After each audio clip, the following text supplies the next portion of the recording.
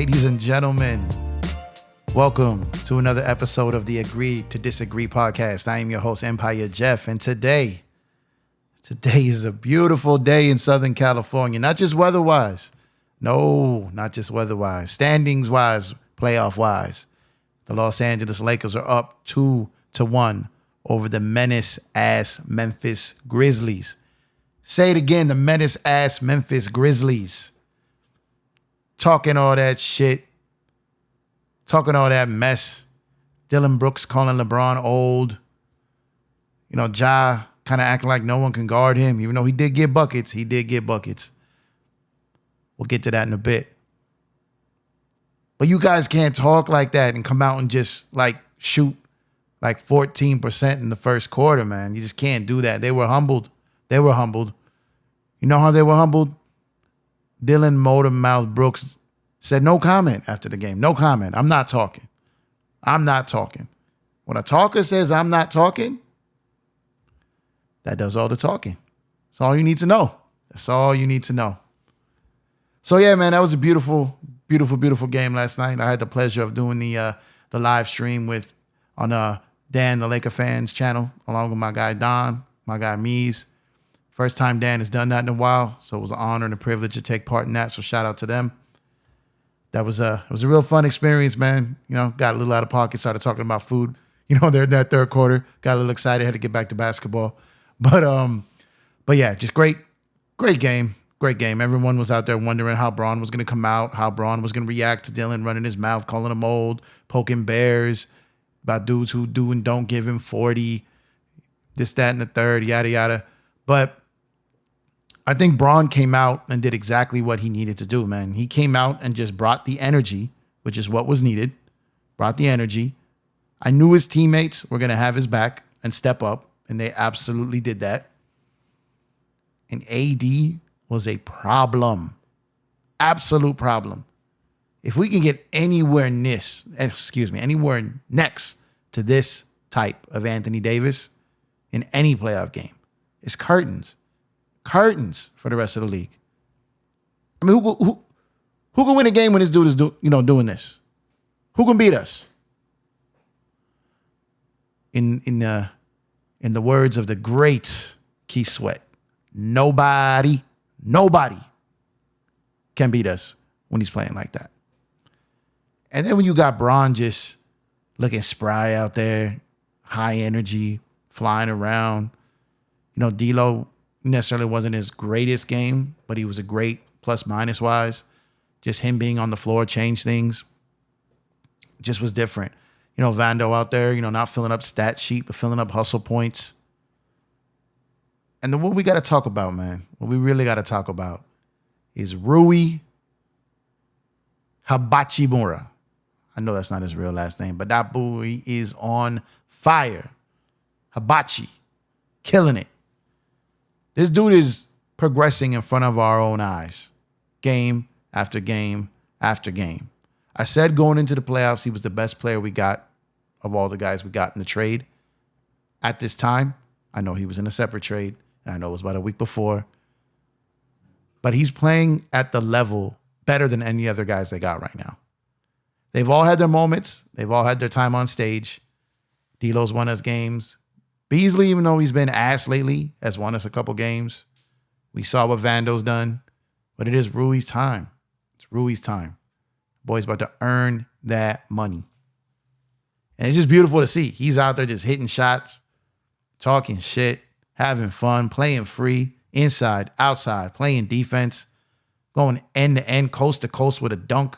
Like, he's just living, man. He's doing his thing. Love to see it. Absolutely love to see it. And we stole him for basically 2 second-round picks.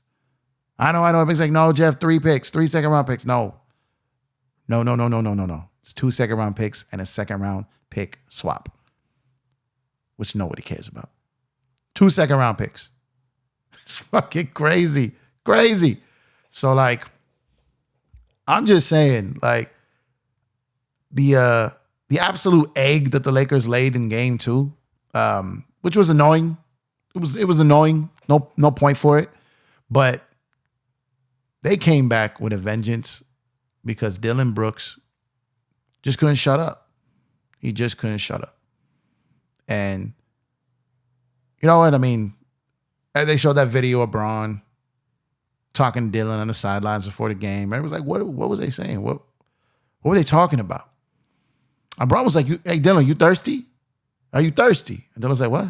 Are you thirsty? And he pointed over, to someone with a tray right there with a glass. And he goes, I'm going to give you this tall glass. A tall glass of shut the fuck up. Drink it up and have a nice day because you're going to get this work tonight. And that's what happened. That's what happened. Good job, Braun. Good job. That's how you lead a team. For all the people out there saying Braun can't lead a team and they can't do this, can't do that. I mean, it's probably already on YouTube. Just go watch the game again. Go watch the game again. He didn't take the bait. He wasn't trying to go for 40. He knew what it was.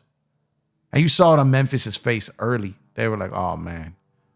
Yeah, we fucked this up. Oh, man, we fucked this up.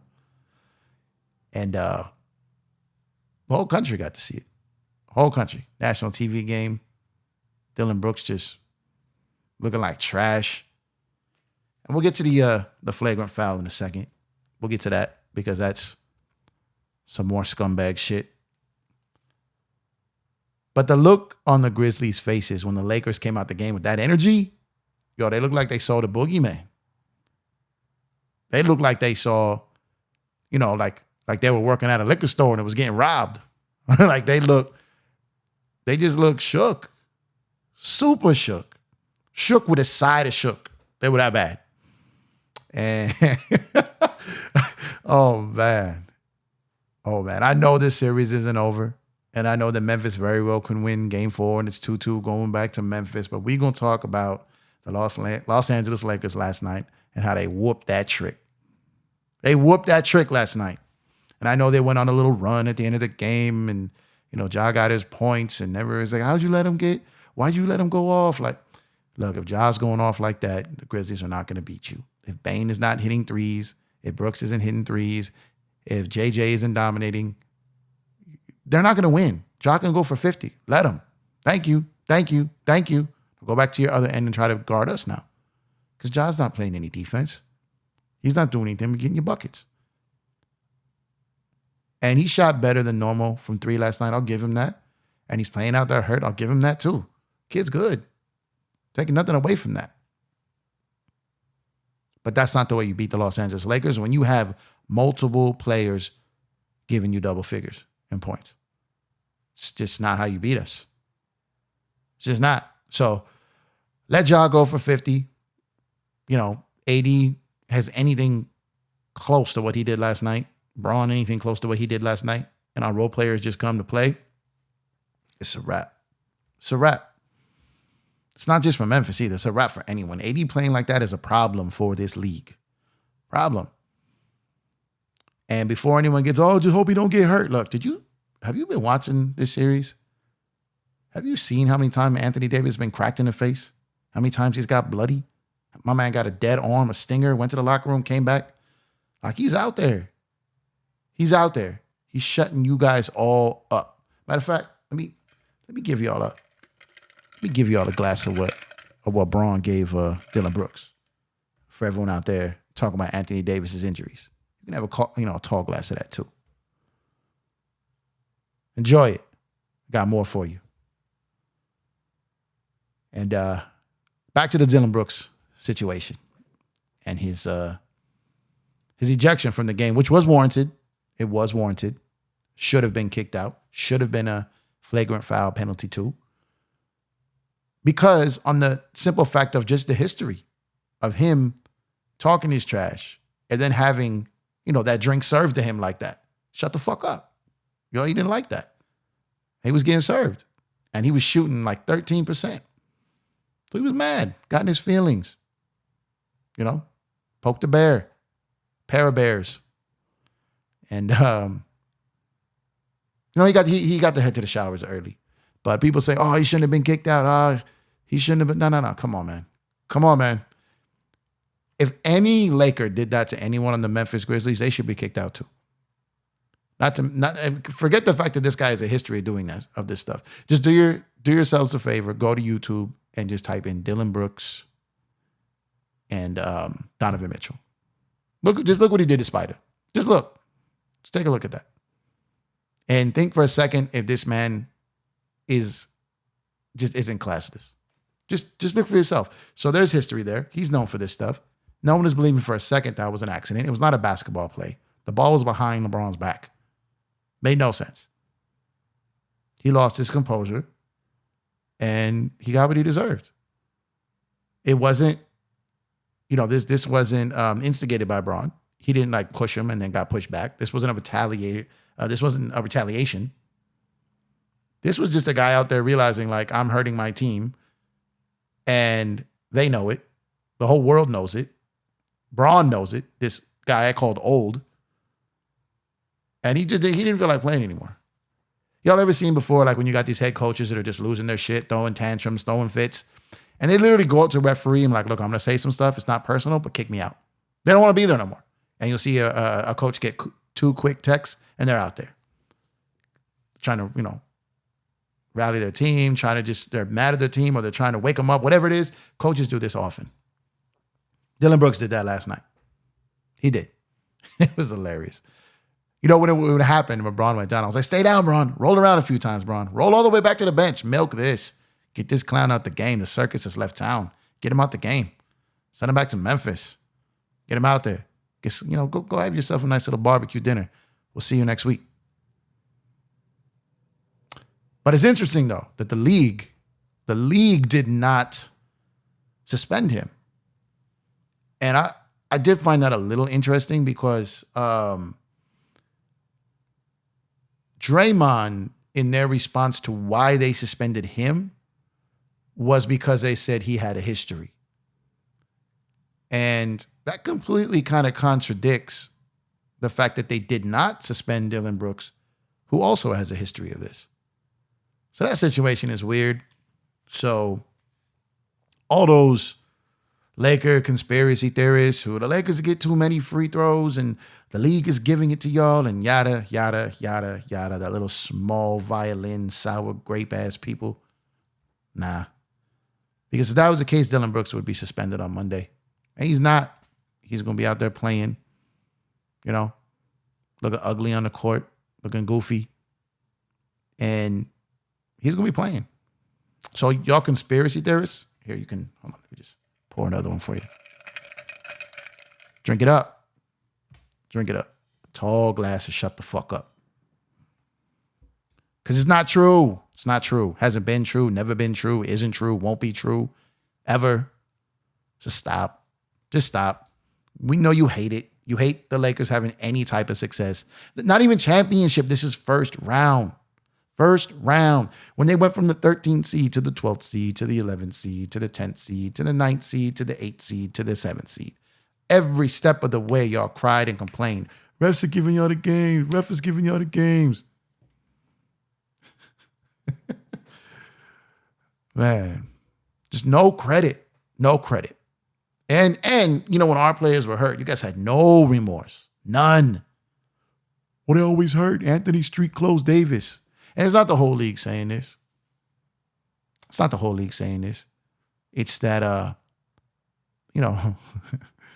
those bum-ass, part-time, short-term rental Clipper fans who are not real Clipper fans. They're just Braun and Laker haters. And they've attached themselves to Kawhi as the quote-unquote dynasty slayer and LeBron slayer. We'll get back to that. But they're not real Clipper fans. So real Clipper fans, I apologize. I do genuinely feel bad for y'all. It sucks, 4 straight years of dealing with injuries causing you to either leave the playoffs early or not make the playoffs. And then the whole, mental health issue in the bubble. I mean, that was crazy. Just whatever. But for all y'all who are constantly talking that craziness of these Laker conspiracy theories, it's nuts. And yes, I know that the Clippers have to play every other game, every other day. They don't get 2 days off in this series. I understand the Lakers had 2 days off after game 1. They had 2 days off after game 2. And the Clippers have had to play every other day. I get it. And that shit sucks. But you know what?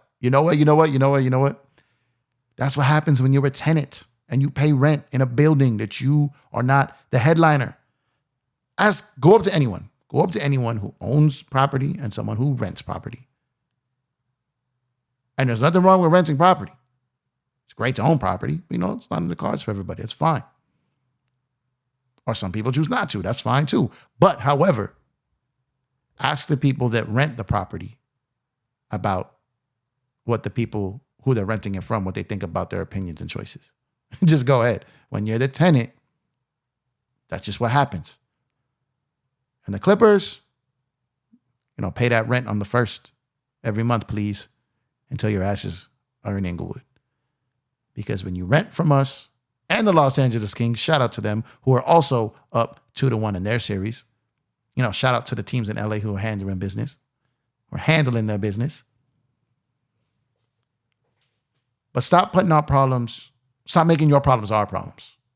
Stop blaming us because y'all chose strippers and wings over rings in the bubble. That's not our fault. It's not our fault that you guys weren't mentally ready, that you guys had mental breakdowns. It's not our fault. It's not our fault. It's not our fault that you signed 2 guys who have 2 good knees between the 2 of them. It's not our fault. That's not our fault. You might as well just add Lonzo Ball to this team. He's got 1 knee you could use. Take his. I feel bad for Zoda. That sucks. I shouldn't have said that. But it's true. But look, at the end of the day, stop making your problems our problems. Stop making every excuse of what's going wrong for the Clippers and make it be about that everything is given to the Lakers, because it's not true. I need to chill with that. Stop. Just stop. So, the Clippers are done. They're down 3-1 to Phoenix. Devin Booker has been incredible. I know KD's putting up points. He looked better in game 4 than he really did in games 1 through 3, energy-wise, as far as him being able to get up and down the court. To me, KD looked a little out of shape early in this series. He's playing his way into shape. Game 4, he was making, sharper cuts and had a little bit more explosiveness. If I was a KD fan, I was a little worried about maybe him playing so many minutes, but he looked really good in game 4 energy-wise. And another thing I want to touch on is, the Russ thing is a real thing. It's a real thing of another Laker-related, Clipper-related thing that people want to blame the Lakers for Russ. They want to praise the Clippers for Russ. And to a point, some of that is true. Yeah, I got no problem admitting that. But the thing is Russ, the more his usage rate goes up, the more minutes, the more he has the keys to your team, the keys to your offense, the more his numbers will go up. His points will go up. His assists will go up. His rebounds will go up. His percentages will go up. His turnovers will also go up. But there's one column that it never really truly impacts. And that's the winning column. Now, he'll win some. He'll lose some. And you're going to be about 500. With him being a major part of your team, that's what you're going to have. That's what it was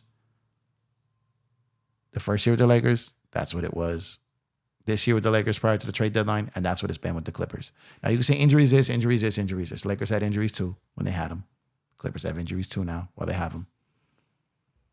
But it's just the way Russ plays, and he's been playing his heart out. It's not his fault. The game has changed. But he's putting up numbers. He's just not racking up wins. It was the same thing when he was playing with the Lakers, and it was his time to shine when Bron or AD or both were out. This is what happened. Just look at the stats of the games with Russ and without Russ. You're pretty much a 500 team with him. And so far in this series, they're about, a 250 team with them. They've won, 33. They're 3-1. So they have won one game out of this series. So actually my math was right the first time. They're a 250 team. I'm so excited I can't even count. But look, I do feel bad for the real Clipper fans who are struggling with this. It sucks. And even though the Clippers situation is a little corny to me. It's weird. They talk way too much trash for a team that's never done anything. I do feel bad for the fact I don't want to see them go out like this. I don't want to see anyone hurt, let alone, let alone a star of Kawhi Leonard's caliber. Even Paul George. Like it sucks. I don't want to see them go out like that. I'd rather see them go out at full strength, like the bubble, going out, just making every excuse in the world for their play on the court, not for guys sitting on the bench, because you just hate to see that. We've been there. The Lakers were up 2-1 on Phoenix. They were rolling, and then AD gets hurt, and then it's just a wrap. The Clippers are feeling pretty good of themselves after game 1. Go in there and get that win. They're up 1-0. Phoenix came back and won game 2, but if I'm the Clippers, I was still feeling pretty good about myself going home. The way Kawhi was playing, as I mentioned, Russ was playing fairly well. The role players, the other guys were playing great. And if Kawhi doesn't get hurt, even without Paul George and the way that Norm Powell has been playing, Clippers probably take that series. And I got no problem admitting that, But at some point, the clips going clip mantra isn't necessarily all about on the court. It's just the luck. That Clipper Darrell curse is real, y'all. I'm trying to tell you. The Clipper Darrell curse is real. It's a real thing. It is. That guy talks way too much trash, brings way too much karma to your team. Get him out. Get him out. Get him out. Get him out. Get him out of there. But yeah, so I do feel bad for them. The Suns, though, man, when Book and KD are going like that, especially that game 3, what Book did, they will be tough to beat. Now, I think it gets tougher for them as it goes further, because while the Clippers are deep, they didn't have their 2 best players. I mean, that's a fact. In the next round versus Denver, who I think can be suspect, but they're deep. Their guys are healthy and playing. And if we get anything within the realm of Bubble Murray and Joker Jones be Joker, and Michael Porter Jr. just brings his game to the table, I could see Denver beating them. I could see it. Now, of course, Phoenix can win. KD is going to have to go ballistic. Booker's going to have to go ballistic. Chris Paul's going to, at his age, is going to have to play heavy minutes. Craig's going to have to keep stepping up. Ayton's going to have to be big. And I just don't know how far Phoenix can get with Kevin Durant playing the minutes that he is playing, because those are heavy minutes on a guy with that many miles and those many injuries. It's a lot of minutes. So it's going to be interesting. They got to finish business, and I suspect that they will. I believe that they will close out the Clippers, and then they'll move on. And then it becomes really, what happens to the Clippers? A lot of these Kawhi guys are out there blaming Ty Lue for everything. They want to fire Ty Lue. And I don't know what they expect Ty Lue to do without his 2 best players.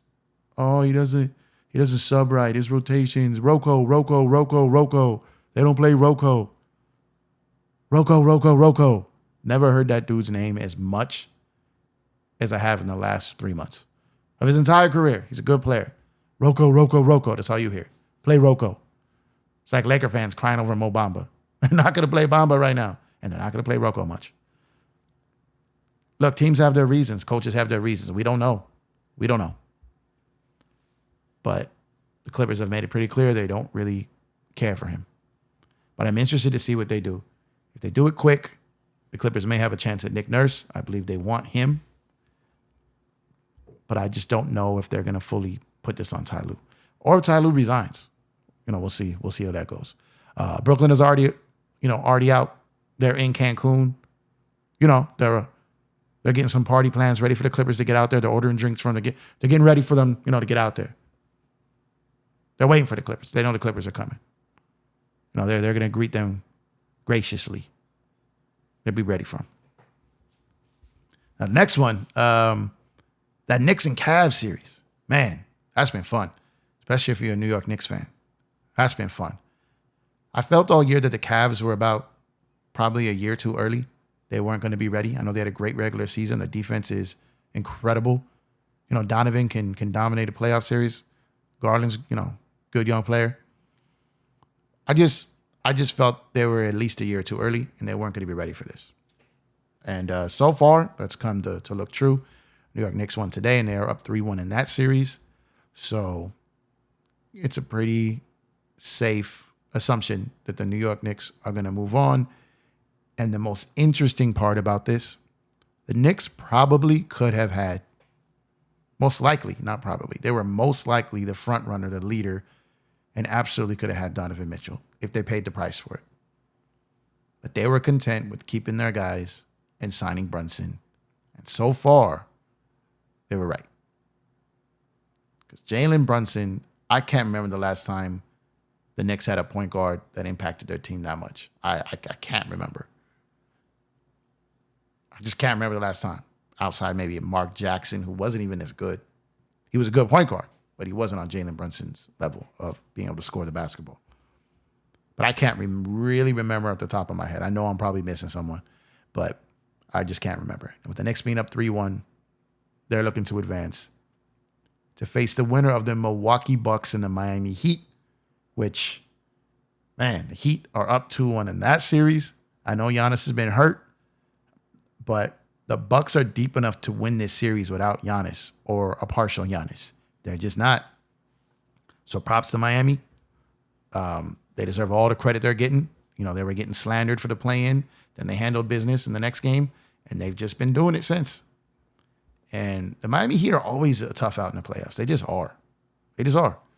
You know, I mean, I don't see them as a team that can win a championship, but they're going to make life hell for some teams on the way to one, I could tell you that.